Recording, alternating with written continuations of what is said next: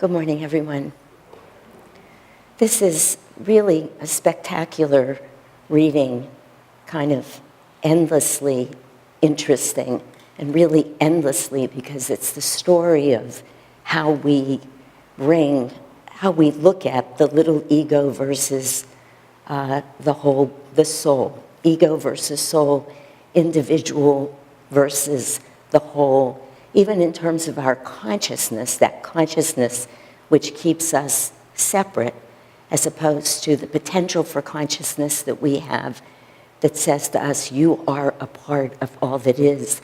It is, in essence, the reading of yoga, which is, of course, our path, the uniting of the ego with the soul, that coming around to that place of knowing, of understanding that we're all one. We're one with all that is. And that's what this reading says. That's interestingly what our song was that the choir sang today, When Gazing I See Only Thee. Beautiful song for today's reading. And David's reading from Whispers was just perfect too, always saying there really is nothing but the divine. And that is yoga. That's what we're doing here. That's the purpose of our whole life, those of us who are choosing to be here now. But there's a fine line here that's not as easy as, it doesn't sound necessarily easy, but I think in a way coming to that realization is even a little harder than we might think, because on the spiritual path, to move forward on the spiritual path actually requires a fairly healthy ego. One needs to have a good, strong ego to be able to step on the path and offer everything into the divine.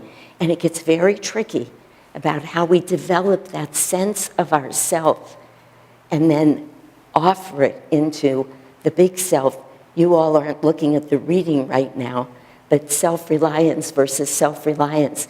It's a little s, and then the second self-reliance, which David read with some emphasis, is capitalized, italicized.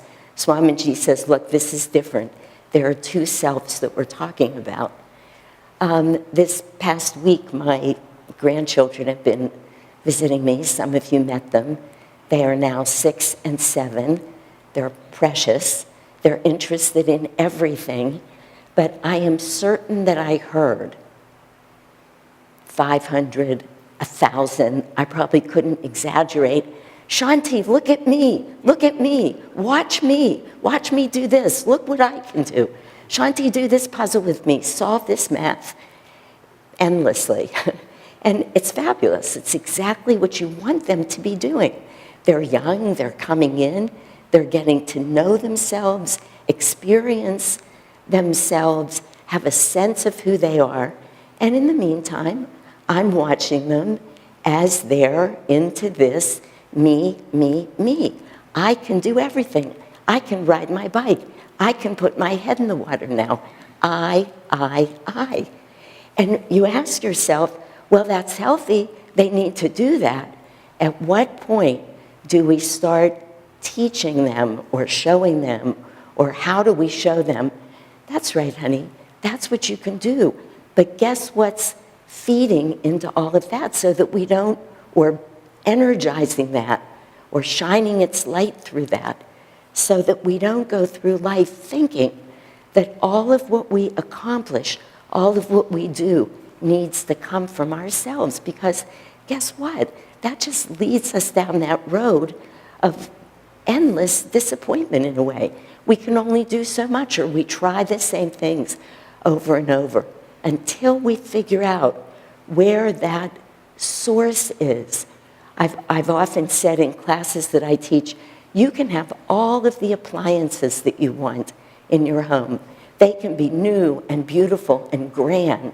But if you can't find the electrical outlet, guess what? You may as well not have them. And we're the same way. So just like we look for extension cords, or we set things up where we can plug many things into the same thing, to find the source That's what we need to do. Otherwise, we get caught. And with this delusion, one of the chants that was sung this morning,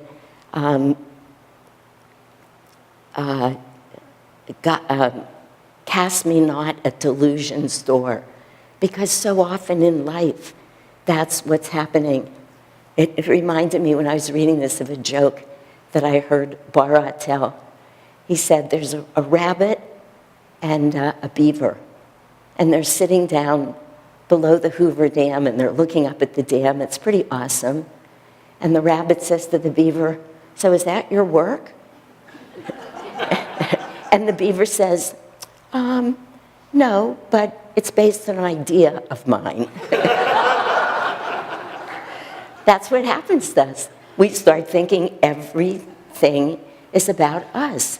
We actually start believing, totally understandably.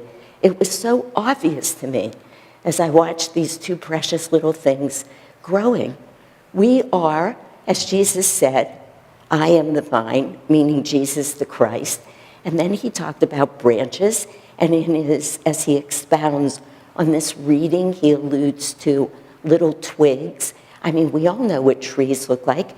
They're solid, they're here, and then the branches get smaller and smaller, and then there's little twigs, and we begin to live our lives as these little twigs, these tiny little twigs, thinking we are the whole tree. We actually believe that. We think that everything that we're doing on our own. We very quickly lose sight of the fact that without the tree, as Jesus also said, my Father is the husbandman. He's going to come by, and if you're not connected to that tree and you're not getting nourished and nurtured, you're just going to be cut off. Actually, the truth is, and I think it says, you'll wither and you will drop off. That's what will happen, because we can't live without that extraordinary source of energy, when the infinite source of energy, I should say. When Jyotish was here, I don't remember if it was last year or the year before, he was giving a talk, and he said this, so I'm just quoting him. I don't know the source, but he said, if you look at the sun and you compare the earth to the sun, there are 1 million earths in the diameter of the sun. 1 million. And he went on to say something like, I'm not quoting him exactly, the earth becomes like a little dot in a huge writing. It's a little period. And he said it would be as if you took that period and you put it in Sacramento. But still, if you took that period and you put it in Sacramento and the sun's here, its very existence still depends on the sun. If we could put the earth that far away, we need the sun. We don't think about that all the time. We don't walk around cognizing that all the time. That's very understandable. We couldn't exist for even an instant without the sun. Even when it's dark outside, we need the sun. It's not what we're thinking about, but it is constantly sustaining all of life, all of life. And that's what happens with the divine. We don't think about it. We come in and we come into these bodies and we forget what is the energy that is I. What is that about? And very few of us are actually reminded of that or help to seek that out. But if the sun goes away, we cannot exist. And in essence, without the divine, without our finding the way to plug into that divine source of energy, we really are not existing. We're the tiniest fraction of what we can be without God's love, without God's support. You know, Ramakrishna said that being on the spiritual path is like sailing a boat. He said, being the sailor, there are many things you have to do to get the boat out there. The first thing is you have to undock the boat. And most people in the world have not even undocked the boat. They're sitting on the sailboat, enjoying themselves right where they are, and thinking that's what the ride is. But even once you undock the boat, the sailor has to raise the sails. And raising those sails are, in essence, what our spiritual path is about. Because we then allow the wind to come, if we're on the boat, and take us out into the water. We then allow the currents to move us. We are not the wind. We are not the currents. But without the sails being up and without us paying attention, we cannot receive that divine grace that is going to grab that sail and carry us, if you will, as the Gita says, across these oceans of delusion. In the end, it is only by God's grace that we can do this. I was listening to Biraj this morning, just interestingly. I don't know that he was plugged into the reading. He was plugged into our purification ceremony. Some of you come, some of you don't. Beautiful ceremony that is quintessentially about this reading, this truth. We walk up to the light bearers and we say, and this is where we set our sails, we get ready to receive what Divine Mother has to give us. I seek purification by the grace of God. And then the light bearer, acting as a channel for these masters, says, the master says, open your heart to me and I will enter and take charge of your life. Because it is only through our heart, it is only through that devotion that we can find God, only that we can connect ourselves to the divine.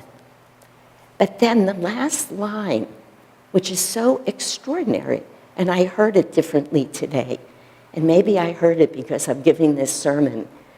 The light bearer says to the person who's up there, having just heard, open your heart to me and I will enter, we meditate. And then the light bearer says, by the grace of our masters, you are free. It's such a powerful line. We're already free, which is exactly what Jesus said.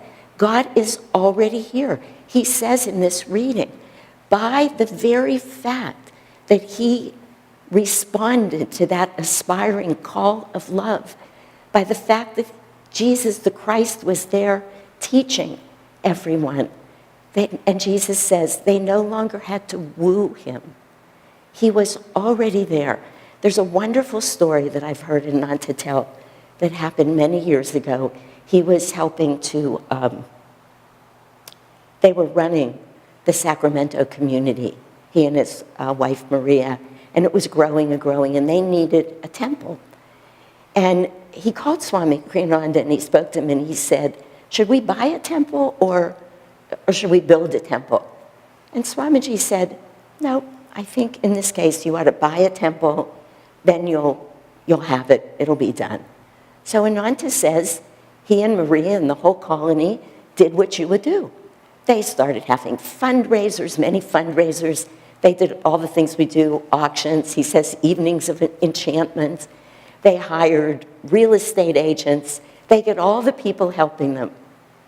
And then his birthday comes. And on his birthday comes a note from Swami Kriyananda, a card. And it says, Dear Ananda, happy birthday. I wanted to get you a mandir for your birthday, but Master has already done that. Love, Swamiji. Ananda says, what do you do with that? He says, he walks around, has anybody seen a mandir anywhere? Not a lead, nothing. But Swamiji said, Master has already done that. Master is already here. He's already taken care of it. All we need to do is open to it. So, some months later, right before Swami Kriyananda's birthday, they find, in a rather miraculous way, story doesn't need to be told now, the mandir. So Ananta says, I couldn't resist. Dear Swamiji, happy birthday. Master just gave you a mandir for your birthday. But the point of the story is that Swamiji knew 9 months before anybody in Sacramento knew. Master's already taken care of this. Why does he say it? Because Master's already taken care of everything. Our self-realization is already there. All we need to do is remember. We need to be open to what's going to happen in this life. We need to realize, as it says in the reading, that these masters that come, there will be some purging. He says in the reading, even the branch that beareth fruit. He's already told you the one that doesn't is gone, withers, dies. But even the branch that beareth fruit will be purged so that it can bear more fruit. What is that purging? That's all of what happens in our life. Does it always feel good? No. It might just feel like something's being cut off of us. Just when we got attached to something, just when we loved it, just when we thought, wow, look at what I've done. Look, I've bought this house, I've got this job, I found this partner. Gone, purged.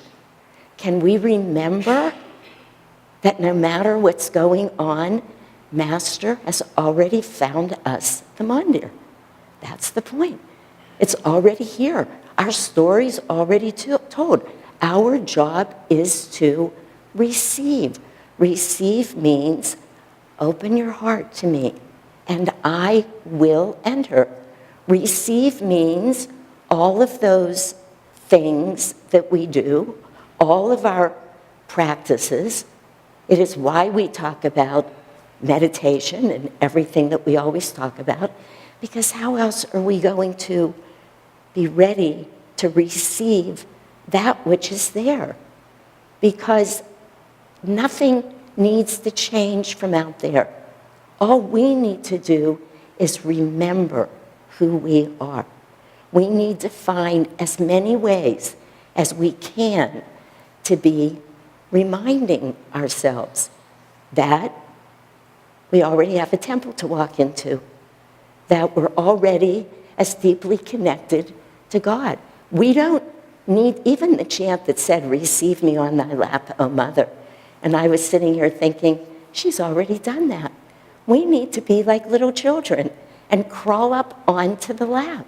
That's what we need to do. We need to find the way to open our heart. You remember the story that Badri told, 2 wonderful stories last week. One was about his little daughter, Tulsi. She's about as precious as a 3-year-old can be, like Shirley Temple kind of precious. You can just imagine her doing this. He's giving her a bath one night. Tulsi, how do we find God? He asked her several times. Daddy, that's easy. We find him in our hearts. Okay, but how, Tulsi? How do we do that? She looks at him like, are you kidding me? You're asking me this question. Come on, Dad. And then she said, we climb down through our mouths and we get to our heart. You know? And sort of like, what's wrong with you? Don't you see the way to God? But are we so different?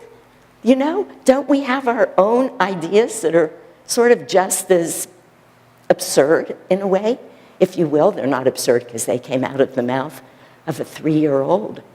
But we're looking for God in all the wrong places very often. And then he told another story, which is very telling. I'd never heard it, and I couldn't find the source. But he talked about a man who came to Master for a blessing. And he was very sort of down and looking down and no energy, very flat, like, okay, I'll come. And he said Master just mirrored him. He just sort of half-heartedly sort of just blessed them, didn't smile, didn't make a connection with them. The guy left, but he turned around and he sees the next person being blessed, and this woman comes up, heart open, straight spine, attention focused at the point between the eyebrow, and Master very energetically and enthusiastically blesses her. So the young man thought, I'm going back again. I thought the end of the story was going to be that he got it. But what does he do? He walks back, and in the same way, he approaches Master. And Master once again blessed him in that very understated way. Master doesn't need to come to us. We need to come to Master. That takes a lot of effort, a lot of enthusiasm, a lot of willingness, a lot of serving. We need to make ourselves transparent again so that God's light can shine through us. We need to not only realize that he's at our very core, but then let him shine through us. You remember the story Swamiji told about his dirty window? And he thought, gee, I thought that window used to be beautiful. Well, when he cleaned the window again, it was beautiful because the light came in. It is that light that is shining through everything, through all of us, that is our beauty. We are not separate. Once we remember that that light's there, that God is beautiful, we are beautiful. God is love. We are love. There's no separation. We just have to do the work.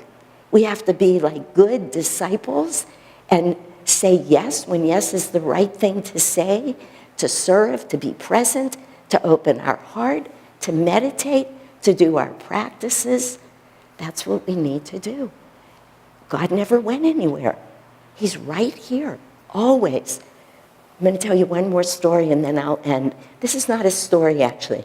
This is a dream that somebody up in Ananda village had. And I think many of you have heard it before, but it's worth telling over and over. In this dream, the man who was having it was on a beach, and he had children's toys and a little plastic bucket and a plastic shovel. And he comes across a mound of thick, black, sticky, tarry goop. And somehow he knows that it's his job to take that whole mound of tar away. He's looking at his tools and he's thinking, oh boy, this is going to be work. And he goes up to the mound and he starts picking at it. And after a lot of work, he gets just the tiniest little bit off of it. But he knows, in that way that we can know when it's ours to do, that he needs to get rid of that mountain. And just when he's despairing of how to do that, though he's willing, he hears a noise from the other side of this mound. And he goes around, and there's Master sitting on one of those pieces of big, heavy equipment with a big plow, taking away huge chunks of it, laughing and laughing. God is the doer. He is always the doer. All he wants to do is work through us. He wants us to realize our true nature, to let him work at taking away everything that is not who we were meant to be. He knows who we were meant to be. We are astral beings. We have a form, and we just stick stuff on all the time. We make up our own lives. We decide what we want to do. And if we let her, she will come, and by getting her wind in our sails, she will take away everything that isn't this perfect being. Perfect because we are one with the divine. Hong Sa is beautiful for this because Hong Sa, the practice that we teach in beginning meditation, has us repeating over and over and over, I am that. I am spirit. I am the divine. I am God. I am love. I am joy. Not I am Shanti, who's running a church here, who has to deal with this person. I'm somebody who does that well, but I don't do this very well. All the things we get attached to are likes and dislikes. They're attachments, whether they're good or bad, whether we're thinking of them as our successes or our failures. We're attached to something that doesn't belong to this perfect astral form that was meant to be. And the only way that we can get to that, the only way, bar none, which is exactly what B. Raj said when he was leading purification, It is only by God's grace that we can get to that place of true union with all that is. And the only way to be open to God's grace is to open our heart to Him, to make the effort and do it. Otherwise, it won't happen. The instant we get it, the instant we open, our self-realization is already there, just waiting for us.